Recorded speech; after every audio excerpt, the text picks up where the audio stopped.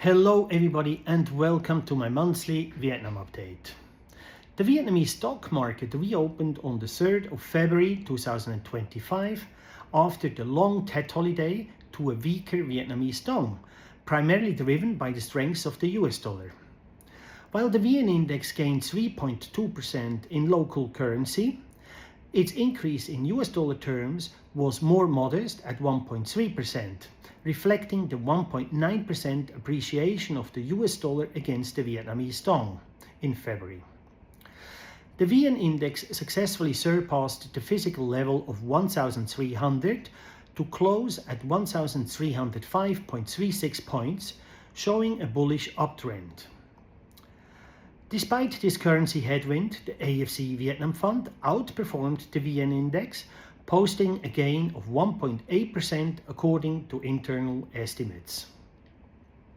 From a technical perspective, the VN index has been trading within a narrow upward trending channel since Q4 2023, with support and resistance levels tightening.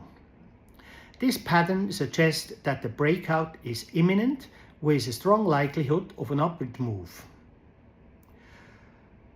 A robust macroeconomic environment further supports this bullish outlook, including Vietnam's aggressive public investment plans, solid GDP growth, and continued strong FDI inflows. Moreover, the potential upgrade by FDSE from a frontier market to an emerging market in 2025 could serve as a significant catalyst, attracting new foreign capital into the market. Given these factors, we believe the current setup presents a compelling buying opportunity for new investors or for existing investors looking to increase their positions ahead of a potential breakout. Hi, my name is Andreas Vogelsanger. I'm the CEO of the AFC Vietnam Fund. Don't forget to subscribe to our YouTube channel in order not to miss any updates. Thank you. All right, let's dive right in. We're taking a deep dive into Vietnamese finance and economics for February 2025. Looking forward to it. We're going off of some pretty interesting excerpts from a financial report focusing on Vietnam. Yeah. I think our listeners are really going to enjoy this. Definitely a lot to unpack there. We're going to be focusing on the key events and trends that shaped Vietnam's economic landscape last month. Sounds good. And of course, what they might mean for investors like you, our amazing listeners. We're always good to keep the investors in mind. Well, let's kick things off with something that caught my eye.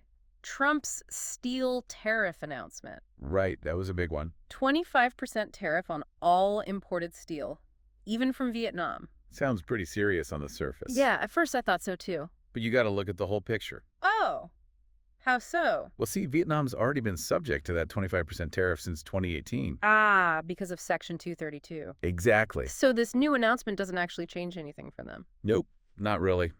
Interesting. Creates more of a level playing field, actually. Right. You think so? I do.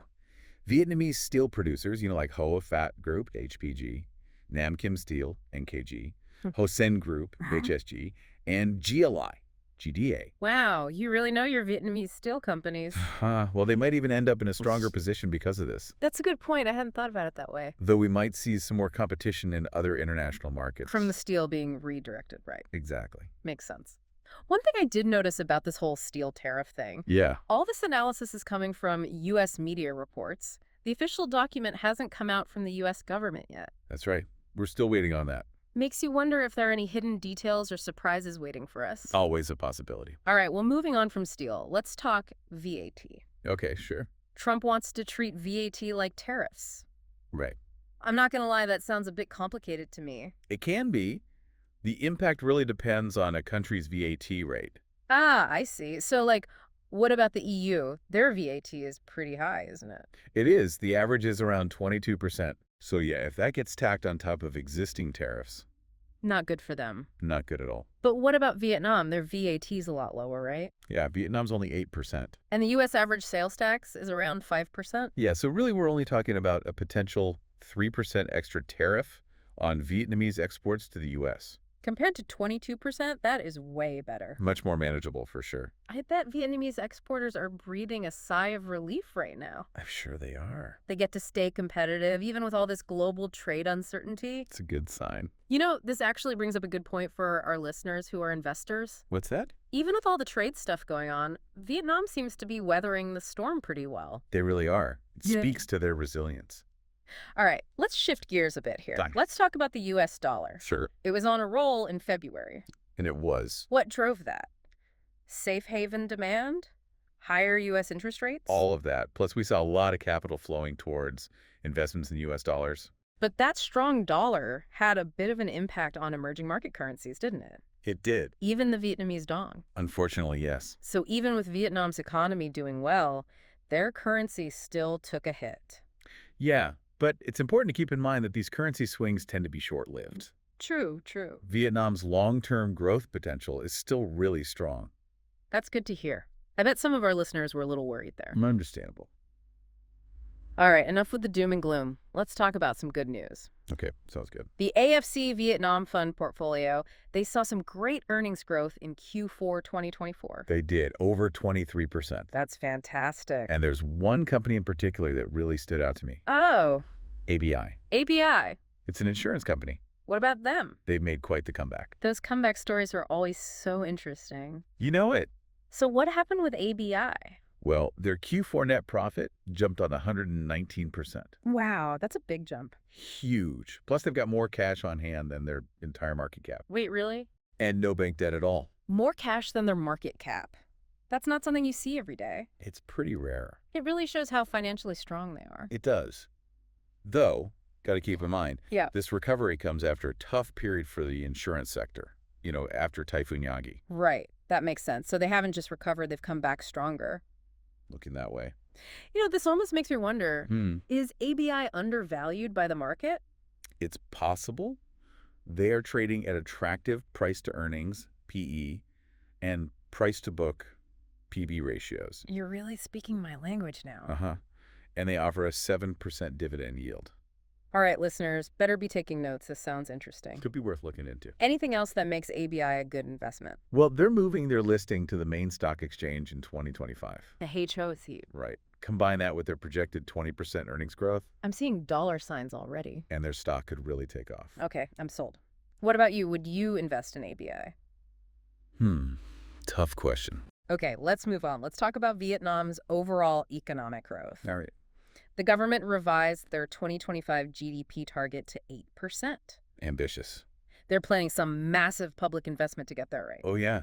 USD 36 billion worth. Wow, that's a lot of money.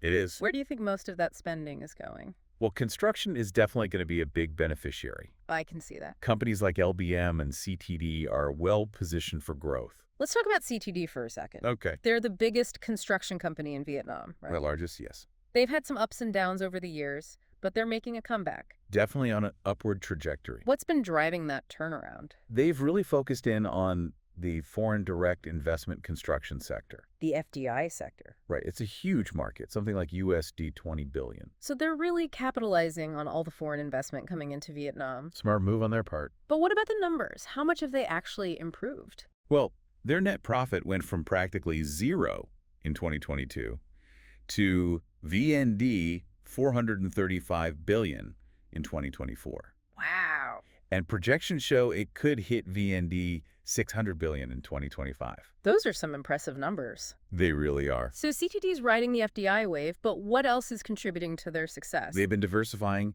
getting into public investment projects as well. So they're not putting all their eggs in one basket. Exactly.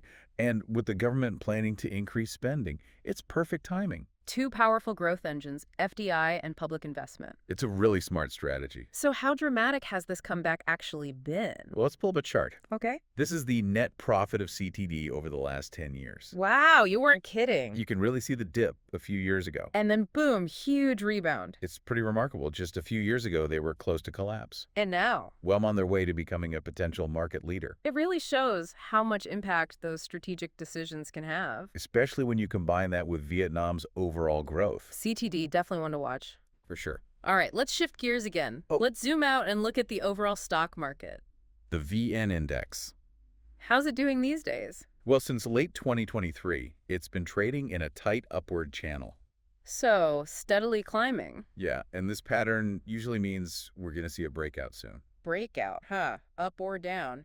Given everything we've talked about, I'm thinking up. Yeah, the macro environment looks good, public investments coming in strong, FDI's A flowing. lot of positive signs. Any other catalysts that could really boost the VN index? There's some speculation that FTSE might upgrade Vietnam to an emerging market in 2025.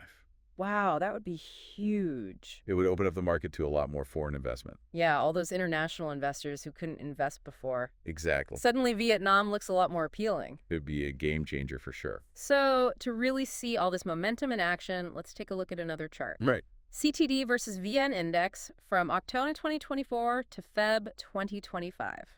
That upward trend is pretty clear. This raises an interesting question for our listeners. Oh, what's that? Is now the time to invest in Vietnam before the breakout happens and the market really takes off?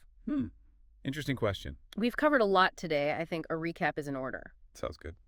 First, we talked about how those steel tariffs might actually help Vietnamese steel producers. Right, because they've already been dealing with them for years. Then there's Vietnam's low VAT rate, which could shield them from the negative impacts of Trump's plan to treat VAT like tariffs. It's a big advantage compared to countries with higher VAT rates. We also talked about how that strong US dollar put some pressure on the Vietnamese dong. But even with that, Vietnam's economic fundamentals are still really solid. Lots of long-term growth potential there. Definitely. Then we got into some specific companies, ones that look pretty promising right now. Like ABI The insurance company making a comeback. and CTD. That construction company that's perfectly positioned to benefit from all the FDI and public investment. 2 birds, 1 stone. And of course, we can't forget the VN index. All the signs are pointing to an upward breakout. Especially if Vietnam gets that FTSE upgrade to emerging market status. That would be the icing on the cake. I feel like we've only scratched the surface here, though. Oh yeah, there's so much more to explore. Our listeners can really find some great opportunities in Vietnam. Absolutely. Just got to do a little digging, research specific companies and sectors. That's the fun part. Don't just take our word for it. Go out there and find those hidden gems in the Vietnamese market. Exactly. Vietnam's a dynamic economy. It's on the move. If you stay informed, do your research. It will be in a great spot to take advantage of all that growth. Well, that brings us to the end of today's deep dive. Time flies when you're having fun. We hope you enjoyed it, learned something new, As always, stay curious, keep learning. and join us next time for another adventure in the world of knowledge and discovery. See you then.